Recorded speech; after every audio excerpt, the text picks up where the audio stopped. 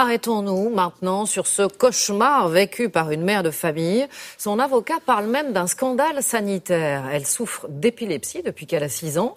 Elle est sous traitement. Le problème, c'est qu'elle estime ne pas avoir été prévenue des dangers qu'elle encourait en cas de grossesse. Résultat, ses 2 enfants sont lourdement handicapés. Il y a quelques jours, elle a décidé de porter plainte contre X. Le reportage est signé Anne Domy, Françoise Mazou et Olivier Gardette. Martine Martin est épileptique depuis l'âge de 6 ans. Pendant ses 2 grossesses, elle a suivi un traitement anticonvulsif, la dépakine. À l'époque, il n'est pas déconseillé aux futures mamans, qui ignorent alors tout des risques encourus par leur fœtus. Moi, dans la notice, il y avait marqué « Prévenez votre médecin ». C'est tout ce qui avait marqué. Donc j'ai prévenu mon médecin et effectivement, voilà ce qu'il y avait marqué dans le Vidal à l'époque. Chez une femme épileptique traitée par le valproate de sodium, il ne semble pas légitime de déconseiller une grossesse.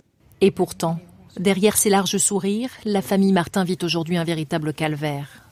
Les 2 enfants sont nés avec un spina bifida, une malformation liée à un défaut de fermeture de leur système nerveux. Chez Salomé, elle se traduit notamment par des troubles de l'interaction.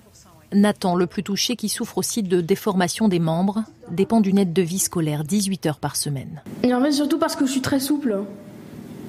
D'accord. Du coup, ça m'empêche un peu de bien écrire, vu que les tendons, par exemple, du coup, font un peu n'importe quoi, ça empêche de bien écrire. Du coup, je suis obligée d'écrire à l'ordinateur si je veux que mon écriture soit correcte et lisible.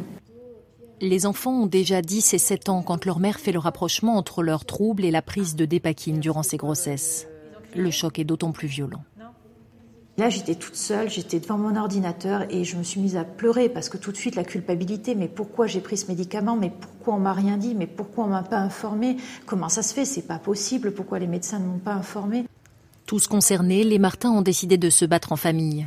Ils portent plainte contre X pour tromperie aggravée et mise en danger de la vie d'autrui. Dans leur viseur, le géant pharmaceutique Sanofi qui commercialise le médicament depuis les années 80 et qui se défend d'avoir trompé ses patientes. La mise sur le marché de ce médicament et depuis la validation de l'autorisation de mise sur le marché, dans le début des années 80, la mention du risque, notamment pendant la grossesse, mais tous les effets indésirables, mais la mention du risque pendant la grossesse est mentionnée dans ce document d'information et les patientes sont informées qu'en cas de grossesse, elles doivent consulter leur médecin et qu'une surveillance particulière doit s'exercer pendant la grossesse. En 2004, la Bible des médecins, le Vidal, se contente pourtant de mettre en garde contre des risques de malformation chez le fœtus. Ce n'est qu'en 2011 que la dépakine ou valproate de sodium est déconseillée noir sur blanc aux femmes enceintes. Dans les années 80, on avait très peu de médicaments antiépileptiques et les autres médicaments étaient aussi dangereux. Il faut réaliser que le valproate est un médicament qui marche extrêmement bien dans certaines formes d'épilepsie et qu'il y a des situations où on peut difficilement s'en passer.